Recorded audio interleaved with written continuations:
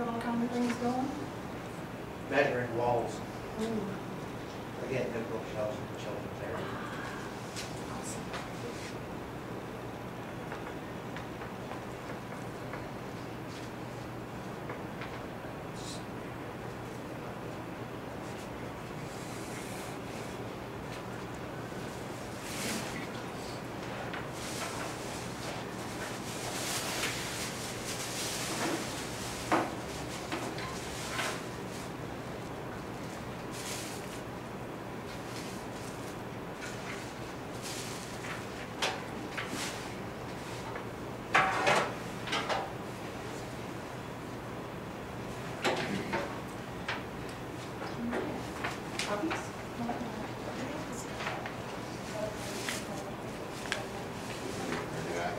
Sure, we can, yeah. You gonna make a copy of this one? Or? No, I've got a stack. Yes, Okay, okay. I'll keep one for reference if somebody. Oh, yeah, absolutely, yeah, Okay. yeah, thank you.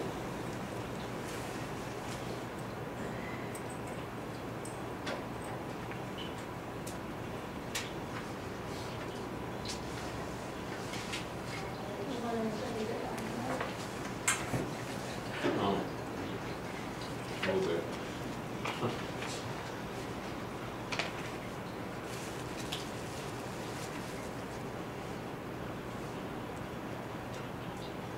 Here, Craig's stores, holes in his house.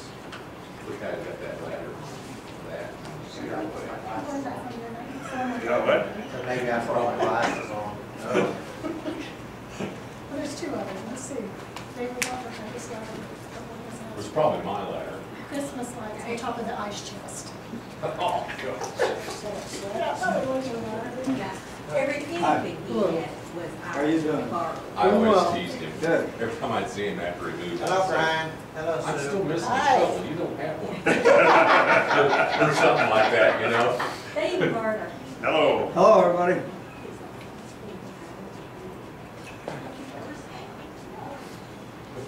We used to tease my dad to Okay, put down till one time. do what now? Tell your dad, tell that your dad taking that to the box. Oh, man. Yeah, he had a 2x12 laid across the bed of his pickup, and he was standing on that 2x12, and he backed that pickup up underneath one of those street light bulbs, and he's standing there taking that globe off there. Oh, So I took a picture of him Yeah. and just sent it to my you don't sister. think that. You want to sit here? Just talking about Craig borrowing the stuff. Dad used to always buy us the things that we borrowed, you know, That's what you got for clippers, or Christmas?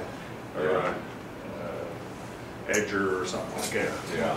One year after Christmas, I said to Dad, "Hey, it would be okay if I borrow your Oldsmobile for a couple of months." Maybe get one of those. Yeah. We got pictures that gave them something like that. The rig to like get the ones that.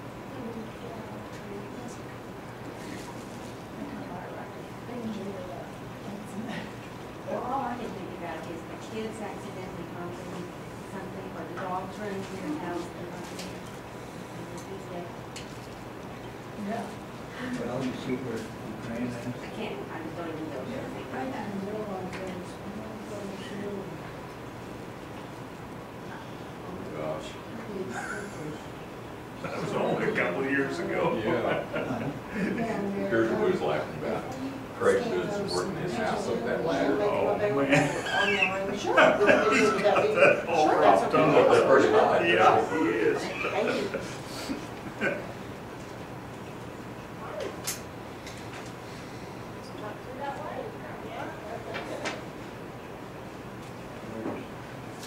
I went out to the South Center and looked up that pepper. Oh, yeah, man, there's a There's back.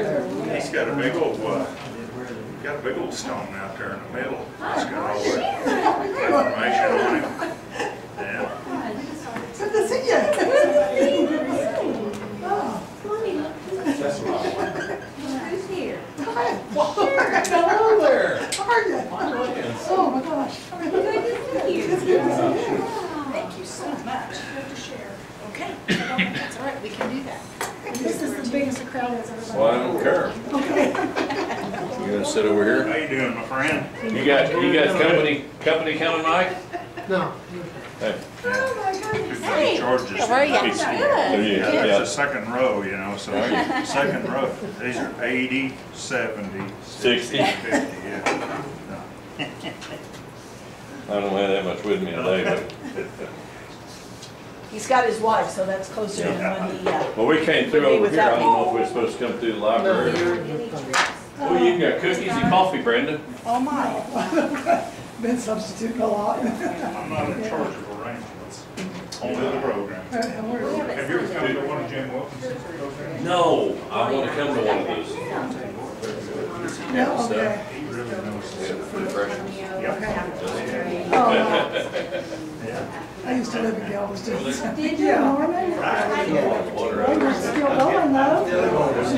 We, I know, that's what. Hi, how are ya? Do you want to sit up here? We'll move back. We're taller though. You might want to sit up here all together. Stay there. Yeah, you went first. Well, that doesn't matter. Are you thinking about doing something else with it? I know, man. Yourselves around. How you doing? I don't know if you realize this, but okay, when you launch the colony down here, Huh? Back the sassy. pre-op room, Yeah. that's where I'm from. Oh, yeah, we were in Kiev, and they had on some of the tours, they had a trip up to Chernobyl. Where you could go there for a day. Oh my gosh. And we just, we He's were so just- full, we didn't get to go. No, I thought that was there, and I just reminded me. Yeah, yeah.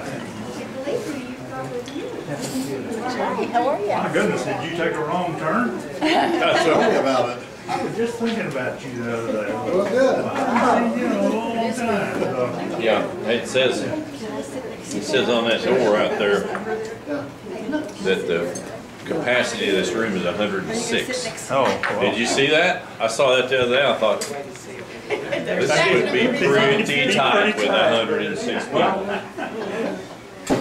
Pretty tight. yeah, I don't know what she's been doing. Everybody'd be good friends by the time it's over. There's 106 people here. No, that's all right. For what?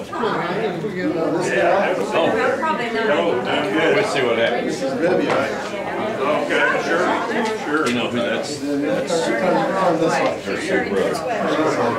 That's their daughter, Stalker, Cassie Stalker, his daughter. It's in South America. He used to live in that house.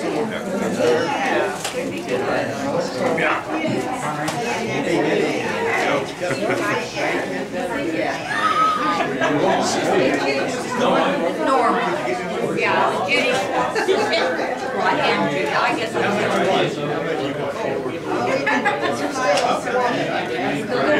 Good. I get you two of them, it helps. Yeah. glad you came all this way. How's there, how are you? Good. Good, yeah, you sir. Good, all right. So I'm sitting here next to yeah. So, just one who's been there. I'm Garen Eva Martens. Hi. Glad to meet you.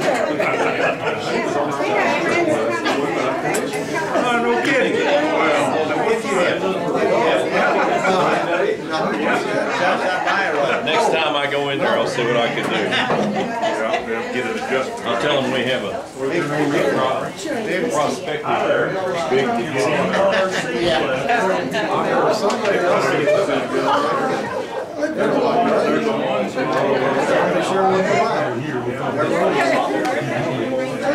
My name's Sharon Christie.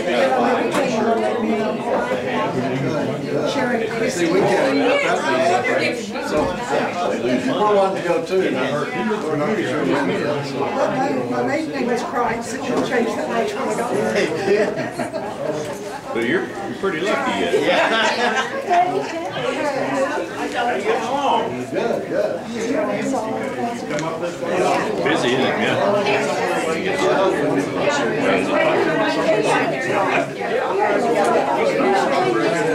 Yeah.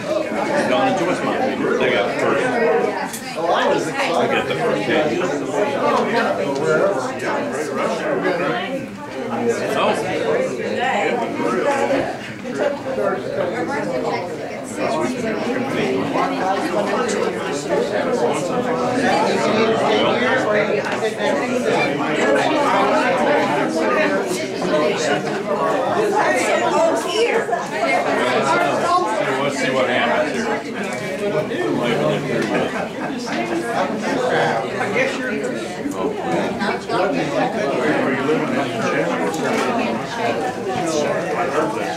Yeah, yeah. Like Kelsey's there and Krista's there too. Oh, okay.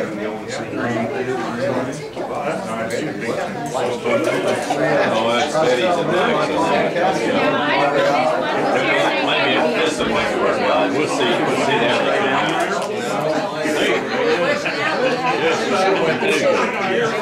Hi, Doc.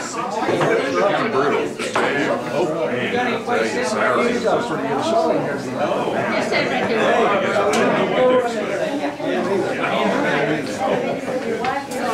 Yeah, I was Straight where I'm Wild, yeah. Tell me this. How did our ancestral communities reach us? letters. Yeah.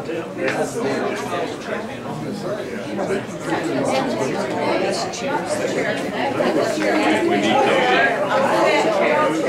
Let's see what happens here. Too bad. 6 months later, they'd get their annual back. Everybody can try that. How are you doing? Good. I got a Tommy from Austin, Texas today, and she said, Supposedly, grab a watch. Oh, yeah. over there, and they got Oh, yeah. When they got speaks Russian. she never heard of it in New York.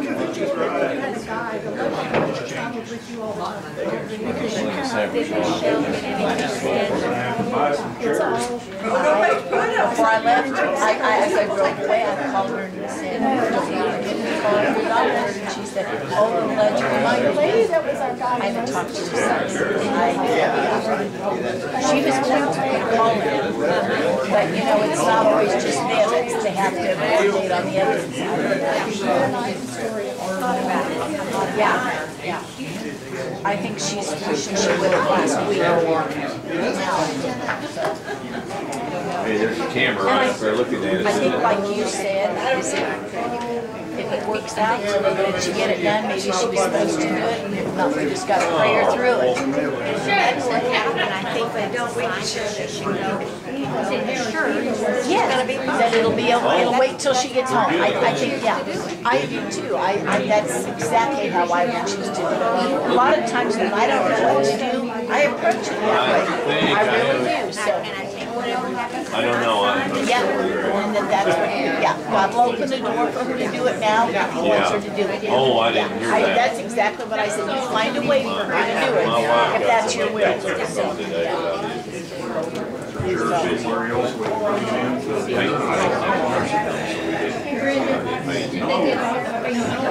They got off and they were in the house, but they have a really tight connection. Yeah, they have a really tight, they have a really tight connection. And so that's, did they say it says here, mission team, they leave it to the lab tech, getting ready to board Amsterdam. They don't have their tickets for Amsterdam until they get there and only have 1 hour and 20 minutes to get their tickets and make the gate to Antenna.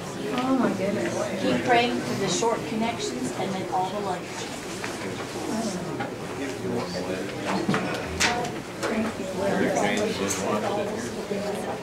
Yes. There's 2 chairs. There's someone's going to sort this in too. Yeah.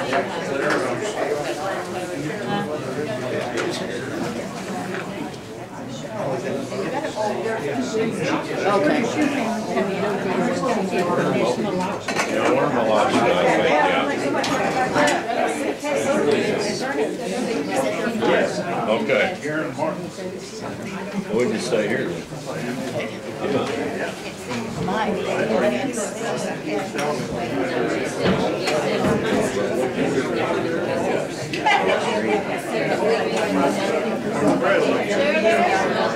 Yeah, sorry.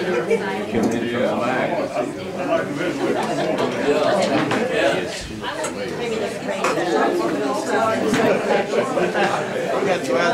Man, I'll tell you. Okay. Didn't know what Looks like your property should be charging $80 a seat. I'll tell you what, I could make my social security tonight. There you go. The problem is you have to turn it in, wouldn't you? Oh, well, let's see what happens. We're bringing some chairs in. Okay, we can be happy. Slaughter, man, I got him working.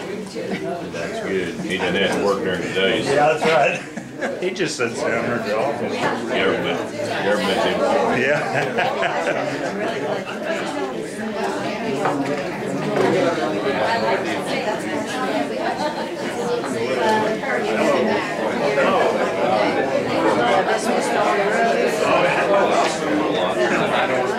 There's Malachi in there, see? This is We'll share. Thank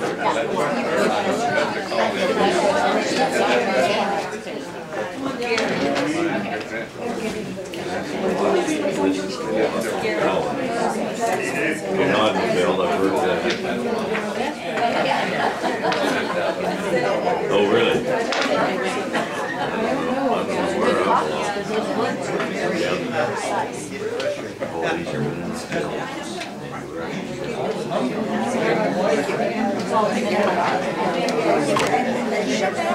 On the river. We'll watch the river.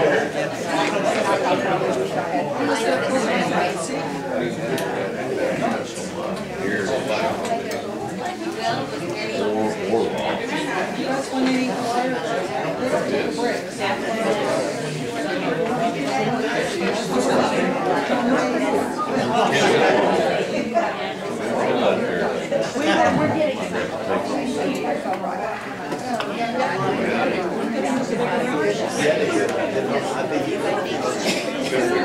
cartel.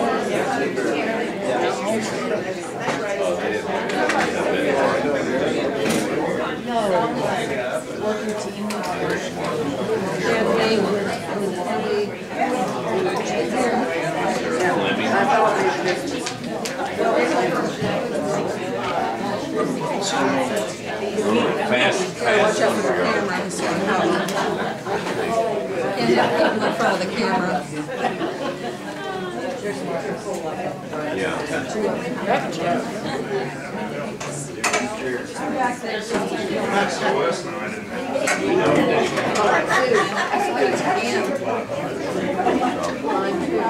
Is everybody sitting? Jay, could I get you to grab this table? Yeah. And let's just get it out of here. Hold it down here. Could you help Jay get this table and we're gonna take it out of here. You're gonna lose your table. She does her nice hot coffee too.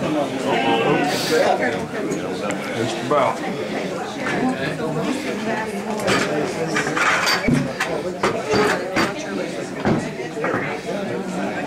Thank you, guys. Probably. Could you just announce that there's going to be a test? No. Wouldn't that be easier? Not anymore. There's no table. Tables are gone now.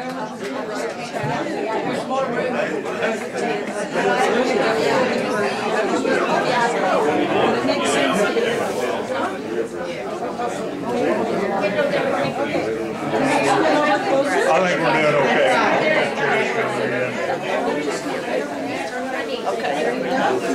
Oh my God.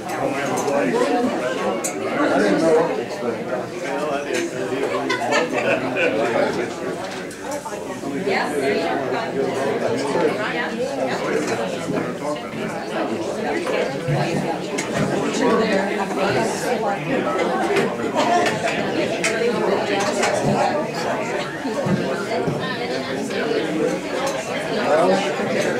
talking about it. This is,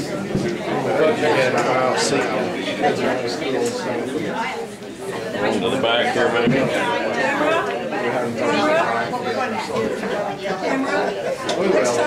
Yeah, two like an usher. Two up front. Four. One. Oh, yeah. And then that makes it 2 for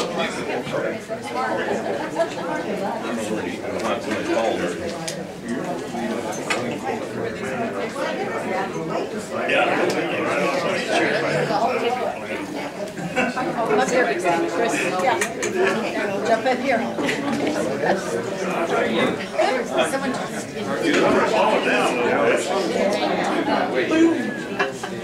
Two up here. Four right there. Yeah, some here. Merle, there's some right here, some over here.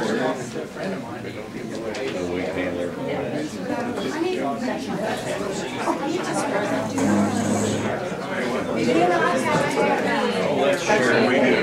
Find out,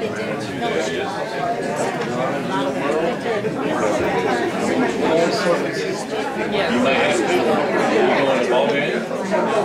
yeah, That's the adventure.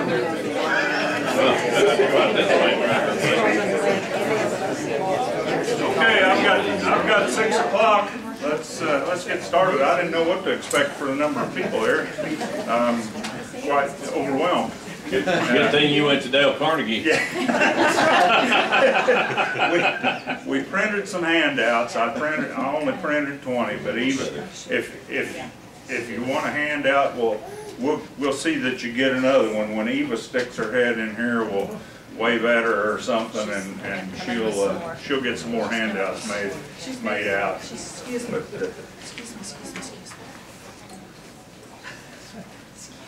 there she is. This is my wife, Eva Martens. I'm Garen Martens, for those of you that don't know me.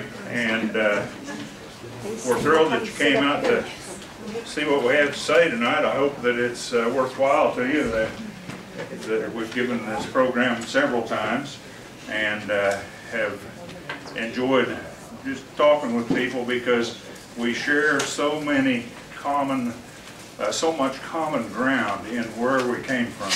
If you have a German name, if you have a Mennonite background of any kind, you probably at one time or another, your family was probably from the area that Eva and I were able to go visit. And the Kortitsa and Mleczna colony of South Russia, now Ukraine, was the home of many of the Mennonites. There also was the Volga River Mennonites, that the Stecklines, their family came from the Volga River. Those people, they settled more toward Hays, Kansas, and that way. But the folks that are in Minnesota, Nebraska, Kansas, and Oklahoma, most of them came through the Mleczna colony or the Kortitsa colony at one time or another. So there's a lot of shared genealogy in this room and in this community, and just, you know, many people that we know would have originally come from there. I'm going to do a couple of things. There's a lot of people that don't know very much about Mennonite history and how it applies to these colonies that we went to visit. So I'm going to give a brief rundown on Mennonite history, but and then we'll take a look at the slides. But anyway, I want to do that just so that you have a better idea of how these people got there and why they left and all that. But anyway, all sides of my particular family are from the Low German speaking Mennonites. Low German is a language called Plattdeutsch, and Plattdeutsch is kind of a modified version of German, but they really don't understand each other very well. when they talk to each other, because Plattdeutsch and German or High German are two different languages. But the Low German speaking people, all sides of my family come from that Low German speaking Russian Mennonite. And I never cared very much about history. I knew that my families had originally come from somewhere in Russia, but I didn't know very much about them. And but I was always curious. My family names are Martens, Wickert, Fast, Fleming, Becker, and Jansen.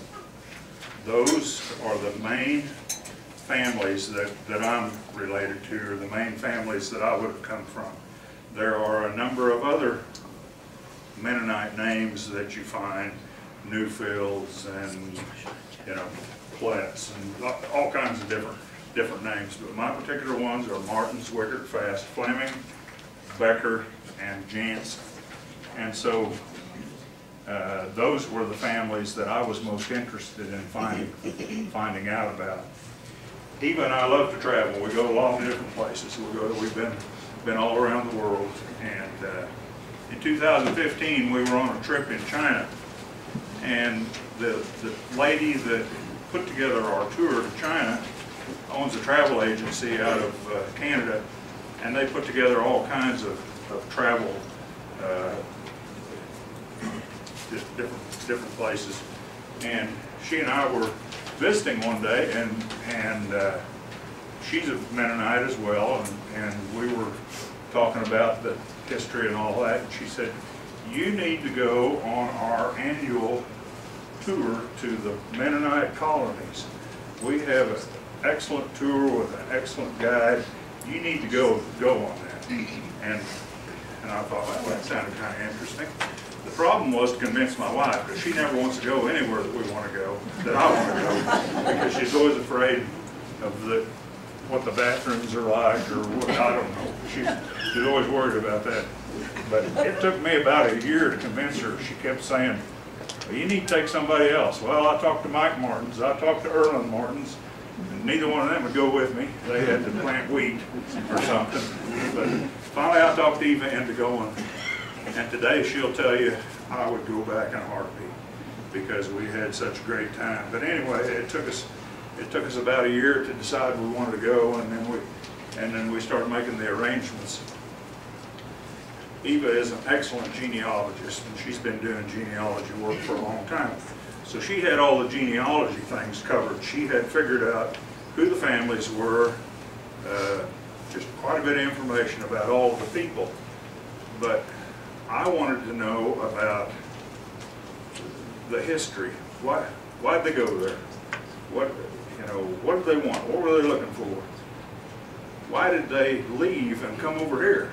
Why do I live in Fairview, Oklahoma instead of Ukraine somewhere? And so I started studying that part. And the main thing that I studied is, where were they from? And because we wanted to go to the villages where these people had lived and see the actual villages. And we went to a lot of villages, and out of those, we went and visited probably 40 different villages. And out of those 40 villages, 12 of them, I had a direct family tie to those villages. But the research that I did prior to going helped me to establish a list that I could go by and say, oh yeah, this is where the Flemings were. And so I'm going to pay particular attention to what's here and what's going on. You'll see a little bit of that in the presentation. So we went in October 2018. We went with 32 people and traveled to Ukraine, and then traveled around Ukraine, and then we also took an additional side trip into Russia, and there were 16 of us on the Russian trip. So we were able to see some sightseeing as well as do the heritage tour. And of course the heritage tour was the main thing. That was the one thing that we wanted to do. We wanted to see these villages. A little bit about Mennonite history. probably heard the name of Menno Simons. Menno Simons was a Catholic priest of the 1500s, and very much like Martin Luther, Menno Simons, as he was trained to be a Catholic priest, they didn't teach him much about the Bible. They just taught him how to be a priest, whatever that entailed. But Menno Simons and Martin Luther both decided that they were going to read the Bible and understand what it was about, and when they did, both of them ended up leaving the Roman Catholic Church and forming what we call today the Protestants. It was an Anabaptist. It was believers in adult baptism rather than child baptism, and there were some other things that they believed in. One of the things that Menno Simons came to understand and teach was non-resistance peace theology. He was very strong on that we're not going to fight with anybody and we're not going to carry our arms against anyone, and that was an important part of his theology. Well, he started gathering up people who believed like him, and these followers of his, he lived in Holland, or Netherlands, and these followers of his, because they had left the Roman Catholic Church, there was a lot of persecution from the Roman Catholics against these groups of people, and the persecution even took form of physical confrontations, and it was just really a lot of problem. And so these followers of Menno Simons, that they then started calling Mennonites, they decided that they were going to move on somewhere where there wasn't the persecution, and they ended up in what today is Germany, and eventually they ended up in Poland. And that whole area back in that day, Poland, Germany, Austria, that was called Prussia. They ended up in Prussia. And when they got to Prussia, they had a lot of experience of draining swamps from having been in the Netherlands, and they started draining swamps in Prussia, and the king and all the other people started liking them because they were turning Poland into a farming community, tillable land, lots of farmland, and the people loved them, and they were glad that they were there, and they became very prosperous in the Poland area. And just a little side note, Eva and I just signed up about a week ago, and we're going to Poland this summer, and we'll visit the communities, the villages in Prussia. These people had a good work ethic. They liked development of the land. They worked very hard, and so they were liked quite well. Well, then when it got to about the 1700s, they started persecuting again because they wouldn't join their military. They wouldn't allow themselves to be drafted in their military. In 1780, Empress Catherine the Great, who was the Tsarina of Russia, she came along and she said, hey, these Mennonite people, they're hard workers, they're doing good, they mind their own business. How about we invite them to come and settle part of Russia that we've had a hard time settling? So they invited them to go to South Russia, which is now Ukraine. And on this map, you can see here's Russia, it's huge. Here's Ukraine. Here's Poland. This is where they were.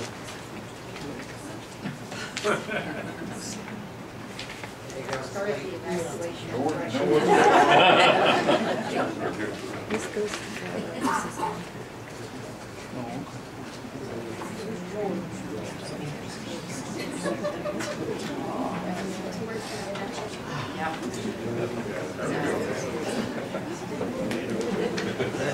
Jordan knows what he's doing all day. Anyway, she invited them to come to South Russia, which is now Ukraine, and to settle some of the land down there, because all they had were a bunch of wild people that were terrorizing, and the Russian people were pretty lazy and they didn't want to do anything. And so she said, let's get these progressive people to come over here. And she made an agreement with these Mennonites that she would allow them to have self-governance, she would allow them to have religious freedom, that they could use their native language, Plot Beach, that they would have freedom from military service, and she gave each family 175 acres of land. So they said, you know what, that's a pretty good deal. And so they started moving from Prussia and headed for Ukraine and started setting up these colonies, these villages. The area that they moved to was about the size of Major County. It consisted of two main colonies, one called Kortitsa, which would be the old colony. Kevin was just showing me his family's from Kortitsa.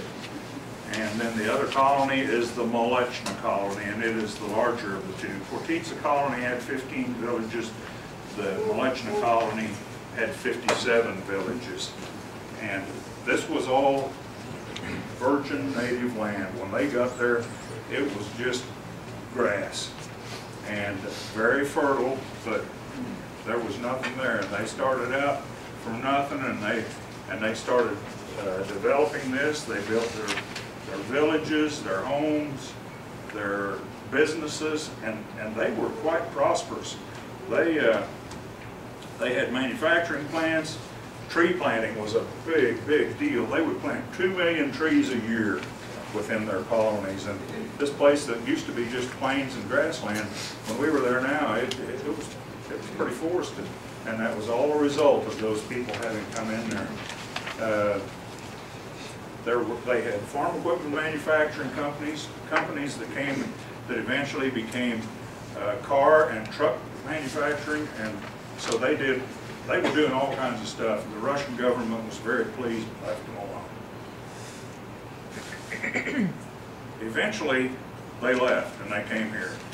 Why did they do that? Well, as the years went by, they changed czars, they changed the people in charge of the government, and those people quit liking them as good. They tried to get them into the military. They tried to say, you're going to do everything in Russia. We're going to run your government. And so the people started leaving, and most of the people that ended up in Major County left there between 1874 and 1880. And a lot of those people, as they moved into Minnesota, Nebraska, Kansas, Oklahoma, a lot of them found that there was free land coming up in Oklahoma, and so they came and made the land run. And all four of my grandparents' families would have homesteaded or made the land run into Major County. And there's a lot of you out there that have the same story in your family, that's how they got here and that's why they're here. Okay, so let's take a look at some pictures and we'll see what we've got here. This is just another picture of Russia, Ukraine, Belarus. These were all countries that were part of the USSR back in the Soviet era, and there was a whole bunch of them there that were that way. But now they have become their own separate countries, and there's a lot of tensions. And Russia's the big mean dog in the neighborhood, and they all have to deal with Russia. This is our group, 32 people. This is a picture in Kiev, one of the many churches in Kiev that we went by. Russian Orthodox is the religion of Ukraine and of Russia. They have beautiful architecture in Kiev. In fact, this is an old building that's been turned into a Renaissance hotel, but that's the old original architecture. Just fantastic architecture in that town. Here's a beautiful church, Russian Orthodox church. Another one. There were so many churches in Kiev, it was unbelievable. Every corner there was another gorgeous, monstrous sized church. How in the world they could have all these churches and have the starving people, I don't know, but Here's a picture of the inside of one of those churches. This is all gold leaf, and then all of the pictures that you see there, those are all what they would call their icons, and they of course they worship God, but they feel that they get special privileges from communicating with these icons and praying to them and asking them for the things that they need from life. And there were just lines and lines of people to get into these churches to go up to the icons and pray to them. Here's the inside of another one. Just gorgeous stuff. You'd stand there and you think, man, look at this. Who would even think of doing this? These are some friends that we made on the trip. This couple was from Washington, and they worked together with Ernie and Elsie Friesen when Ernie and Elsie were missionaries in Colombia. This guy, Galen, he was lost too. Yeah, Galen Harms. We all knew first names. Yeah. He was a teacher of Ernie and Elsie's kids. The town that we worked out of or that we stayed in the middle of the colonies was a town called Zaporozhye. It's a town that was built during the Stalin era, and it is a town that is built on the Dnieper River, and the Dnieper River comes all the way from northern Ukraine all the way down to the south of Ukraine. And Zaporozhye was established as a town where they built a hydroelectric dam and a big lake, and it was built. This Zaporozhye was built on the remains of the old Kortitsa colony. So we were real close to Kortitsa colony, and then we were about 60 miles away from the Molechna colony. Now Zaporozhye, being an industrial town, they produce mostly steel. They have auto manufacturing there. The auto manufacturing started out as a company owned by a Koop. He built farm equipment, and the government took the business away from him, and now they build cars. And there's a number of different industries in this town. It's kind of a gritty, hard scrabble town, but it was a good center for us to stay, and they had a great hotel we stayed in. Here's their streetcar. Another picture. That's just kind of the way the town looked. Beautiful, beautiful produce there. They grow so much beautiful stuff. And one day we went to the market and we just wandered around and looked around in there. I was standing there looking at these pickles, real enjoying looking at them, and the lady, she grabbed one and handed it to me. Yeah, I couldn't tell what she said, but she gave me one. Okay, this is the Kortitsa colony, and this is a small picture. But anyway, these little, in your handout is a copy of this. These are the little villages that you have here, and Zaporozhye is right here, and the hydroelectric dam is there. So that's the Kortitsa colony, and then this is the Molechna colony, and this is far, far bigger. There are 57 villages in the Molechna colony. And if you study anything about your family history, there are probably names in there that you recognize. Nordenfeld, Abenfeld, they would use the same name again and again.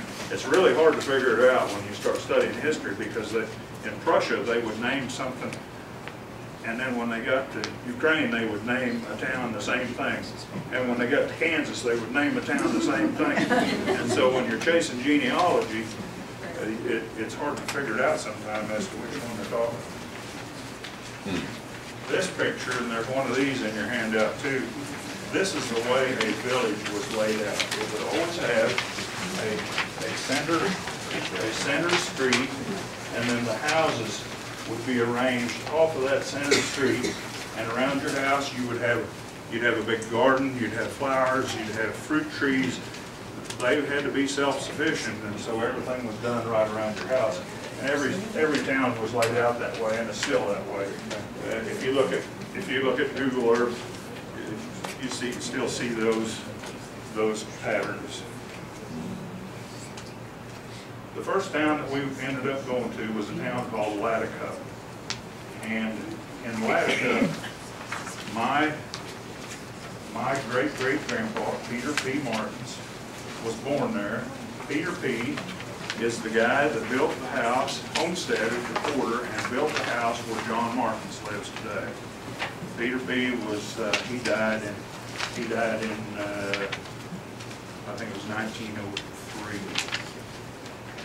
And but anyway, that's where he lived. And then my great-grandpa, Henry G. Fast, he came in about 3 weeks after the land run, went and found a disgruntled homesteader, bought the land from him where Roger Fast lives today. He bought that quarter section of ground for $30 from this disgruntled guy. I've told Roger I'd double his money on it. But built that house where Roger lives today, and that would be my great-grandfather, Henry Fast. And they both, Peter P. and Henry Fast, they were both born in Latticup. And this is in Latticup.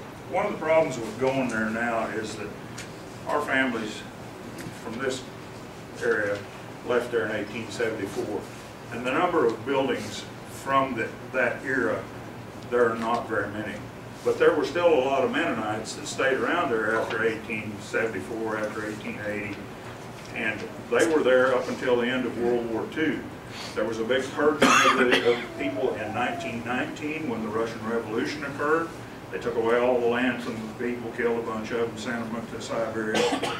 Then World War II came along, and the rest of the Mennonites that were still there, the Nazis turned them into slaves or shot them. And so a lot of the buildings that you see were not there when our people were there. And this particular house and wall is probably of about a 1900 era. My great-great-grandpa Peter P. was born on house number 25 of Latticup, and there's nothing at lot 25 anymore, but it would be about where this house is standing. So I'd be very close to that, right in this area where you see there. This is Latticup, and that's where we started. You know, one of the things about these houses, there are no Mennonites left there anymore. They're all gone. As Russia progressed, they didn't want any groups together who might ever have any kind of, get their heads together and have any kind of revolutionary thoughts or anything, so they made sure that everybody was scattered. And there are no Mennonites there, but there are people that still live in all these houses. They're Ukrainian people or Russian people. And so all the houses are used. Here Eva is standing in front of the old school in Latticup. This would have been built after the family left there. This is Main Street of Latticup, and even though it's paved and has street lights and all that, it's where my family would have traveled and done their daily routine, you know, and it was really cool and really interesting to stand there and think, right here, this is what happened. There may still be some DNA in the soil over here, where Grandpa scratched himself or something. This is another shot of the main street and where the people walk today. There's not a lot of private cars owned in this area. Very rural, very poor. People are subsistence people, and so you know the few cars that you see are not owned by the normal people. Now this particular building, this is a church at Petershagen. These, when you look at this map, the towns on there are only 3 to 5 miles apart. So you would go from one town to the next. You could walk there in, you know, in 30 minutes. And Petershagen was about 3 miles from Lydica. This is the church where my family would have gone to church. It's not the same building, but it's built on the same foundation and built using a lot of the materials from the original Petershagen church. And that church today is used as a retirement home for these ladies. They were having a Bible study.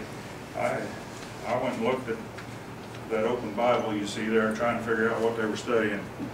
Something about Ukrainian. It's written in letters that we don't have over here. And it's written in words that we can't understand. And you just, I mean, you can't figure out anything. You look at a sign, if it's a Spanish sign or a German sign, you can maybe kind of make something out. But this, they got backwards E's and upside down U's and all kinds of stuff. It took me a long time to figure out they were in 1 Peter 3. They were interested in seeing us, and we were interested in seeing them. This particular building is these people were very progressive. I mean, they became wealthy. The Russian government still considered them to be peasants, but they became wealthy. This is a flour mill that was built by a Willems family in 1890, and it's still in operation today. And so you look at 1890. One thing that the Mennonites liked was architecture, brick architecture. Man, they just had all kinds of interesting things, and all these arches and different kind of sawtooth patterns and all kinds of different patterns within their bricks. But that's the Willems flour mill. And then this is the Fast flour mill. We don't know how it's related to my Fast family, but I'm sure it is from way back when, and they're still doing flour there today. This is what the roads look like. They're worse than the town of Fairview. They were horrible. I don't know how they get anything to market. Their roads were horrible. You couldn't drive the bus over 30 miles an hour.